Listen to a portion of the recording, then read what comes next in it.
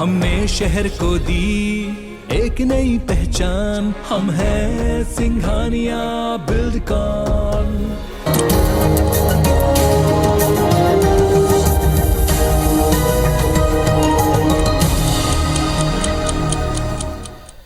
नमस्कार, good morning, सुप्रभात। आप देख रहे हैं साथ की बड़ी बात। मैं हूं आपके साथ श्रवण तंबोले। बुलेटिन की शुरुआत करते हैं बड़ी खबर के साथ। लगातार दूसरे दिन पेट्रोल और डीजल के दाम बढ़े हैं। आज भी पेट्रोल डीजल के दामों में बढ़ोतरी हुई है। 80 पैसे महंगा हुआ है पेट्रोल और डीजल। सुबह 6 बजे से नई कीमत लागू हो गई है। तो बड़ी खबर कि देश में लगातार दूसरे दिन पेट्रोल और डीजल के दाम बढ़े हैं। आज भी पेट्रोल और डीजल के दामों में बढ़ोतरी हुई है। 80 पैसे पेट्रोल और डीजल महंगा हुआ है। सुबह 6 बजे से नई कीमतें लागू हो गई हैं। तो कल भी पेट्रोल और डीजल के दामों में बढ़ोतरी हुई थी और आज लगातार दूसरे दिन पेट्रोल और डीजल के दामों में बढ़ोतरी हुई है। 80 पैसे महंगा हुआ है पेट्रोल और डीजल और ये नई कीमतें सुबह 6 बजे से लागू हो गई।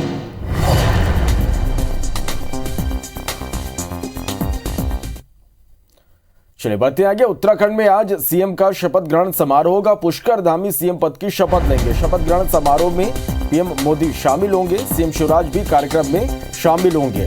तो बड़ी खबर, उत्तराखंड में आज शपथ ग्रहण समारोह होगा। पुष्कर धामी सीएम पद की शपथ लेंगे। शपथ ग्रहण समारोह में प्रधानमंत्री नरेंद्र मोदी शामिल होंगे। इसके साथ ही मध्य प्रदेश के मुख्यमंत्री शिवराज सिंह भी इस कार्यक्रम में शामिल होंगे। तो उत्तराखंड में पुष्कर धामी आज मुख्यमंत्री पद की शपथ लेंगे और इस समारोह में प्रधानमंत्री नरेंद्र मोदी और सीएम शिवराज भी शामिल होंगे।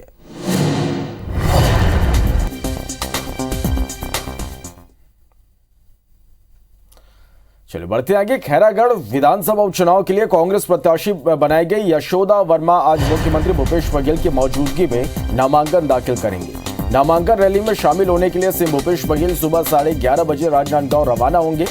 इस रैली में पीसीसी अध्यक्ष मोहन मरकाम और मंत्री रविंद्र चौबे भी शामिल होंगे। बता दें कि प्रत्याशी की घोषणा होने के बाद छत्तीसगढ़ कांग्रेस ने चुनाव संचालन समिति का गठन किया, जिसमें मंत्री रविंद्र चौबे, मंत्री कवासी लखमा, राज्य पर्यटन मंडल के अध्यक्ष अटल श्रीवास्तव, राजनांदगांव जिलाध्यक्ष पदम कोठारी को जिम्मेदारी दी गई है। यशोदा वर्मा की बात करें तो वह खैरागढ़ ब्लॉक महिला कांग्रेस के अध्यक्ष हैं। बतौर उम्मीदवार नाम की घोषणा होने के बाद उनके समर्थकों में खुशी का माहौल है। यशोदा वर्मा का कहना है कि वो जनता के बीच प्रदेश की भूपेश बघेल सरकार के विकास कार्यों और उनकी योजनाओं को लेकर जाएंगे। दूसरी तरफ बीजेपी और जेसीसीजे ने अब तक अपने उम्मीदवारों के नाम का ऐलान नहीं किया है। बीजेपी को उम्मीद है कि इस उपचुनाव में उनका प्रदर्शन बेहतर होगा। पार्टी ने खैरागढ़ उपचुनाव के लिए केंद्रीय चुनाव समिति को 3 नामों का पैनल भेजा है। प्रदेश कांग्रेस अध्यक्ष मोहन मरकाम का कहना है कि हम विकास के दम पर खैरागढ़ उपचुनाव जीतेंगे। तो वहीं नेता प्रतिपक्ष धर्मलाल कौशिक का कहना है कि बीजेपी राज्य सरकार की वादा खिलाफी के आधार पर वोट मांगेगी।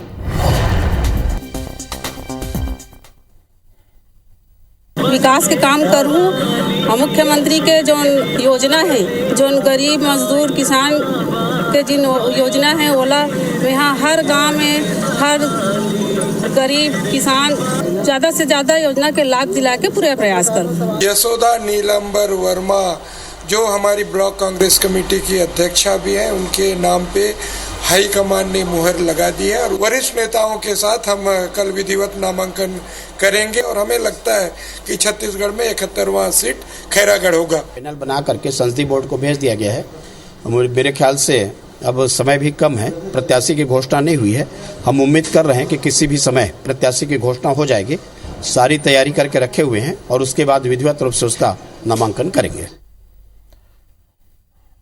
मध्य प्रदेश में शिवराज सरकार के चौथे कार्यकाल के 2 साल पूरे हो गए हैं। मध्य प्रदेश बीजेपी आज लोक कल्याण दिवस मनाएगी। बीजेपी नेता प्रेस कॉन्फ्रेंस भी करेंगे। तो सीएम शिवराज सिंह के चौथे कार्यकाल के 2 साल पूरे हो गए हैं। मध्य प्रदेश में बीजेपी आज लोक कल्याण दिवस मनाएगी और बीजेपी के तमाम नेता प्रेस कॉन्फ्रेंस भी करेंगे।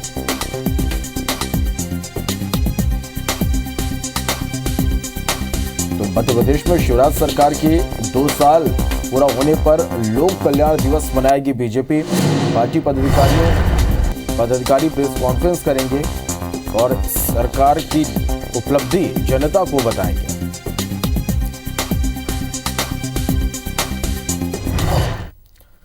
बढ़ते आगे, मध्य प्रदेश में बच्चों के वैक्सीनेशन का दूसरा चरण शुरू हो रहा। 12 से 14 साल के बच्चों को कोरोना का टीका लगेगा। स्वास्थ्य विभाग ने वैक्सीनेशन की तैयारी पूरी कर ली है। कैंप लगाकर बच्चों का वैक्सीनेशन किया जाएगा। तो मध्य प्रदेश में बच्चों के वैक्सीनेशन का दूसरा चरण शुरू हो रहा। 12 से 14 साल के बच्चों को कोरोना का टीका लगेगा। स्वास्थ्य विभाग ने इसके लिए पूरी तैयारी कर लिया। वैक्सीनेशन की पूरी तैयारी स्वास्थ्य विभाग की ओर से कर ली गई है। कैंप लगाया जाएगा और जहां बच्चों को कोरोना के वैक्सीन लगाए जाएंगे। तो बच्चों के वैक्सीनेशन का दूसरा चरण आज से शुरू हो रहा। कैंप लगाकर बच्चों का वैक्सीनेशन किया जाएगा। तो मध्य प्रदेश में बच्चों के वैक्सीनेशन का दूसरा चरण, स्वास्थ्य विभाग ने वैक्सीनेशन को लेकर पूरी तैयारी कर ली है।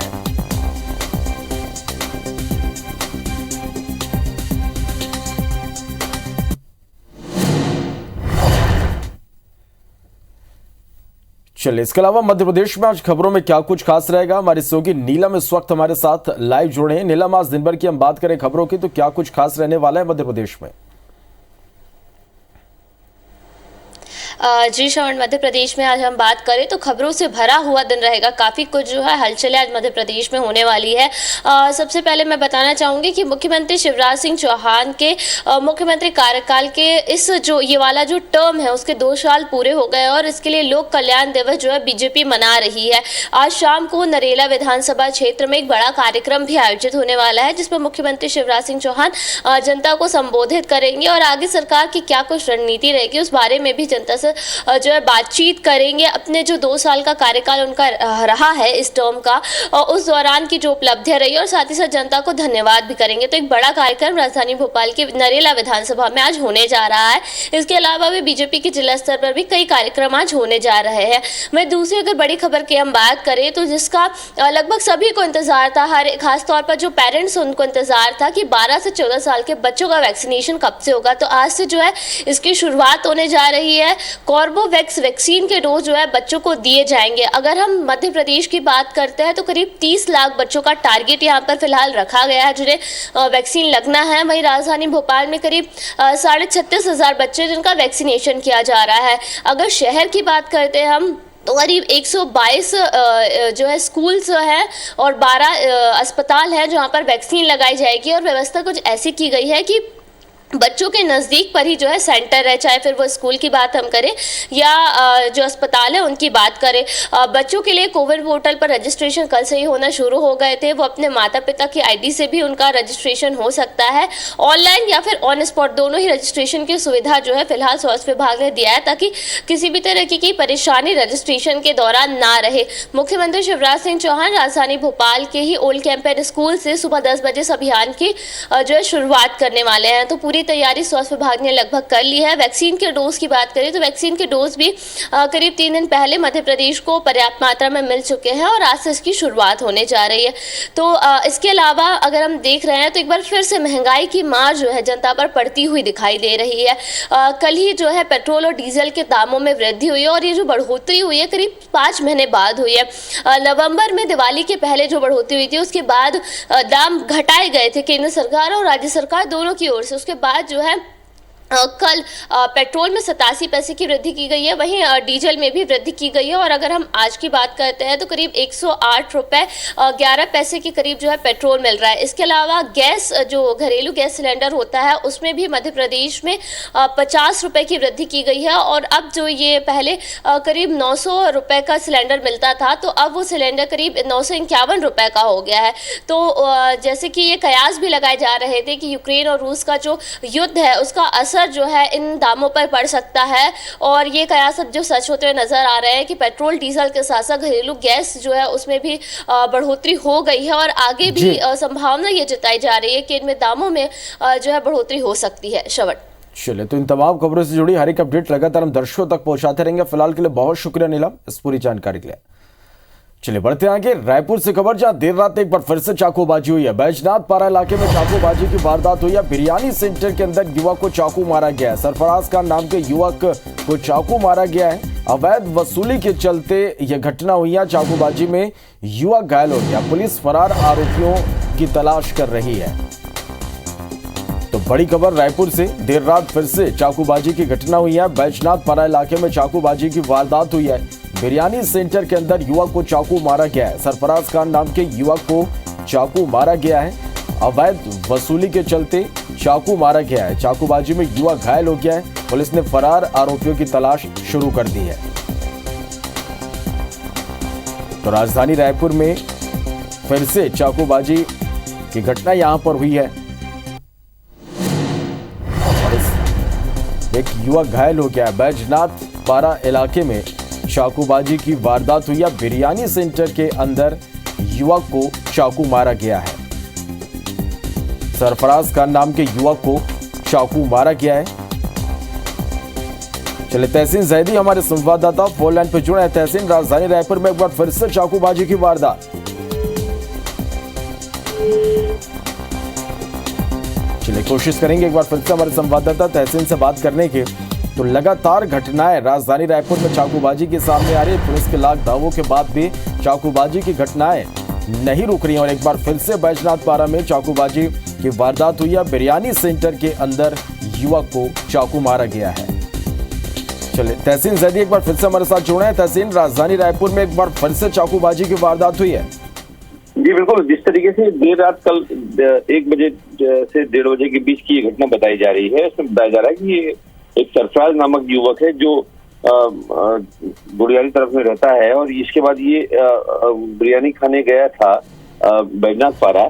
वहां पे बताया जा रहा है कि कुछ अज्ञात जो युवक है और वो वहां पहुंचे हैं और पहुंचने के बाद वो नशे की हालत में थे और उससे जिस तरीके से अभी तक की जो जानकारी सामने आई है, इससे पैसा मांगने लगे हैं और जब इसने पैसा नहीं दिया है तो उसके 3 से 4 वार किए, गर्दन, हाथ और कमर के नीचे के हिस्से में 3 से 4 वार किए हैं और जब तक लोग समझ पाते तब तक वो जो अज्ञात हमलावर थे वो वहां से फरार हो गए। और लेकिन ये उसके बाद जो है ये कोतवाली थाने पुलिस वहां मौके पर पहुंची है। वहां इलाके में इस तरीके से सनसनी फैल गई क्योंकि देर रात का ये मामला था। यहाँ पे एक बड़ा सवाल इस बात का भी खड़ा होता है कि शासन प्रशासन जो है वो 10 साढ़े 10 बजे के बाद दुकानें बंद कराता, लेकिन ये 1:30 बजे तक बिरयानी सेंटर खुलना भी एक बड़ा सवाल यहाँ पे खड़ा होता है कि 1:30 बजे रात में भी दुकान खुली थी तो वहां पे इस तरीके की वारदात हुई है। हालांकि अभी सभी आरोपी जो है वो मौके से फरार है और सरफराज नामक जो युवक है उसको 4 से 5 जगह लगी है, तो अभी उसको अस्पताल में जिसको चेकअप कराया गया है और कोतवाली थाना पुलिस ने मामला दर्ज करके अज्ञात आरोपी की तलाश शुरू कर दी है। जी चलिए, बहुत शुक्रिया तहसीन इस पूरी जानकारी के लिए। तो एक बार फिर से देर रात चाकूबाजी की वारदात हुई है बैजनाथ पारा इलाके में। पुलिस आरोपियों की तलाश में जुटी हुई है, लेकिन कई तरह के सवाल अब एक बार फिर से शहर की सुरक्षा को लेकर उठने लगे हैं। चलिए बढ़ते हैं और इसके अलावा छत्तीसगढ़ में खबरों में क्या कुछ खास रहने वाला है, यह जानने के लिए सीधा रायपुर का रुख करेंगे। स्टार जैन हमारे संवाददाता इस वक्त हमारे साथ लाइव जुड़ गए हैं। स्टार, आज दिन भर की हम बात करें खबरों में तो छत्तीसगढ़ में क्या कुछ खास रहने वाला है?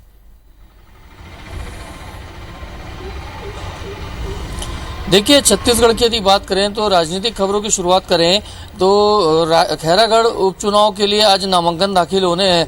कांग्रेस की तरफ से यशोदा वर्मा को प्रत्याशी बनाया गया है और आज वो अपना नामांकन दाखिल करने राजनांदगांव में जो निर्वाचन कार्यालय है वहां पर अपना नामांकन दाखिल करेंगी। इस नामांकन रैली में जिस समय हमने शुरू से कह रहे थे कि कांग्रेस हर चुनाव को बड़े चुनाव के तौर पर ले रही है और इसलिए ये उपचुनाव हो भले ही, लेकिन इसको भी गंभीरता से ले रही है। और नामांकन रैली में आज यशोदा वर्मा की नामांकन रैली में मुख्यमंत्री भूपेश बघेल खुद शामिल होंगे। उनके साथ पीसीसी अध्यक्ष मोहन मरकाम, कैबिनेट मंत्री रविंद्र चौबे और कवासी लखमा के भी शामिल होने की जानकारी है। तो एक बड़ी रैली के रूप में नामांकन दाखिल करने आज यशोदा वर्मा जाएंगी, ये एक बड़ी खबर रहेगी। इसके अलावा बात करें तो लगातार महंगाई की मार अब दिखने लगी है और जो पिछले कई दिनों से रुका हुआ था पेट्रोल डीजल के दाम की बढ़ोतरी, वो सिलसिला शुरू हो गया। कल जहां हमने देखा था लगभग 80 पैसे दाम बढ़े थे, आज भी फिर लगभग 80 पैसे की दाम बढ़ोतरी हुई है। मतलब 2 दिनों में 1.5 रुपए से ज्यादा पेट्रोल और डीजल के दाम बढ़ गए हैं। और जैसा कि ट्रेंड बता रहा है कि जो इंटरनेशनल मार्केट में रेट्स हाई है, तो उस लिहाज से आने वाले समय में भी ऐसा कहा जा सकता है कि ये महंगाई जो है और भड़केगी और इसका कहीं ना कहीं आम जनता तक असर पड़ेगा। हाँ, तो ये कुछ खबरें रहेंगी जिसको लगातार अपडेट्स जो भी रहेंगे दर्शकों तक हम पहुंचाते रहेंगे। चलिए, बहुत शुक्रिया स्टार इस तमाम जानकारी के लिए। बढ़ते आगे, छत्तीसगढ़ विधानसभा का सत्र अनिश्चितकाल के लिए स्थगित कर दिया गया। विधानसभा सत्र के अंतिम दिन 1,12,603 करोड़ 40 लाख रुपए का विनियोग विधेयक भी ध्वनि मत से पारित हो गया। सदन में विपक्ष ने जहां सरकार को कई मुद्दों पर घेरा, तो सत्ता पक्ष के हमले का बेहतरीन ढंग से जवाब देने के लिए सीएम भूपेश बघेल ने अपने मंत्रियों की तारीफ की।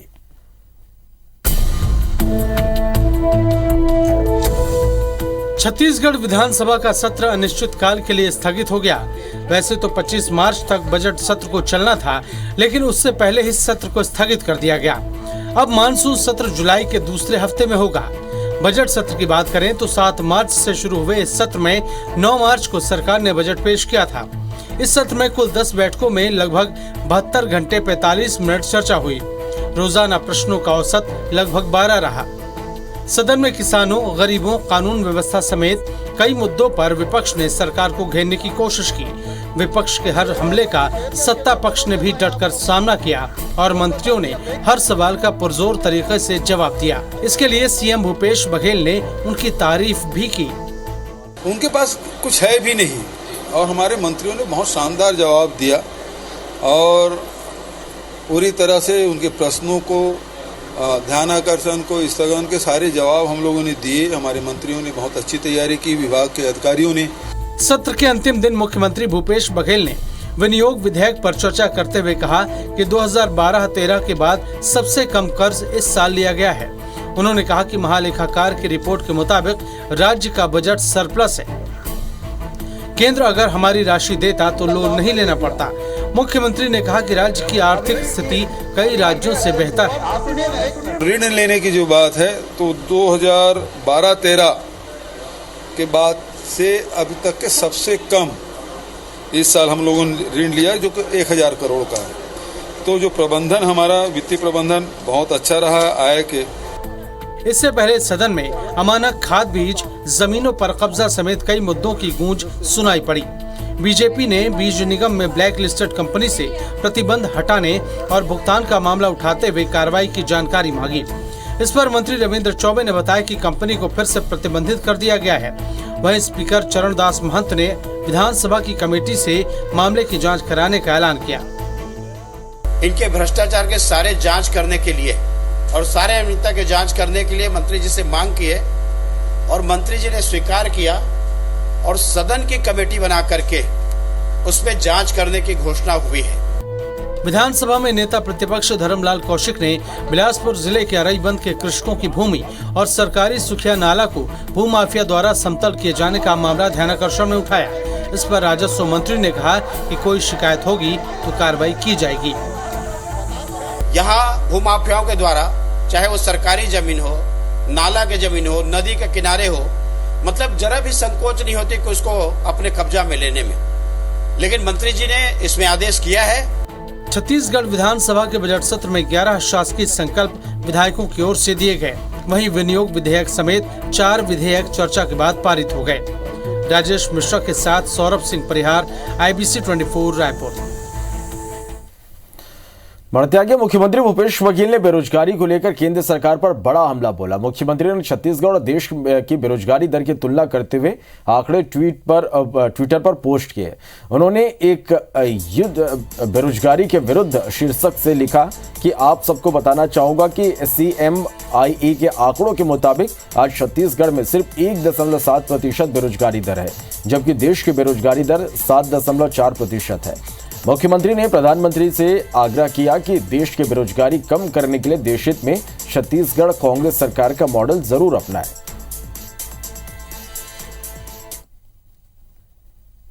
बढ़ते आगे, मध्य प्रदेश के गृह मंत्री नरोत्तम मिश्रा अपने 3 दिवसीय दौरे के दौरान दतिया प्रवास पर रहे। कल तीसरे दिन गृह मंत्री सुबह निज निवास पहुंचकर आमजन की समस्याएं सुनी। साथ ही योगी समाज की ओर से आयोजित होली मिलन समारोह में शिरकत की। इस दौरान उन्होंने पूर्व प्रधानमंत्री अटल बिहारी वाजपेयी को याद किया और उनकी कविता के जरिए अपनी बात कही। गृह मंत्री ने कहा, हम पहली बार दतिया में पीताम्बरा माई की जयंती महोत्सव को दतिया दिवस के रूप में मनाने जा रहे हैं। इस दिन लकड़ी के बने रथ पर माई विराजमान होंगी और दतिया का जनमानस उस रथ को खींचकर नगर भ्रमण कराएंगे। गृह मंत्री ने गोलगप्पों का भी आनंद लिया। देर शाम ओपराय में आयोजित कार्यक्रम में भाग लिया। इसके बाद स्टेडियम प्रांगण में 3 दिवसीय फाग महोत्सव कार्यक्रम में शिरकत कर मैथिली ठाकुर के भजनों को सुना।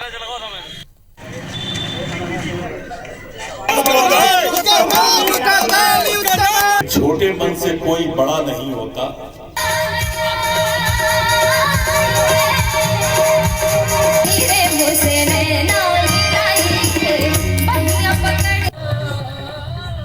छोटे मन से कोई बड़ा नहीं होता और टूटे मन से कोई खड़ा नहीं होता।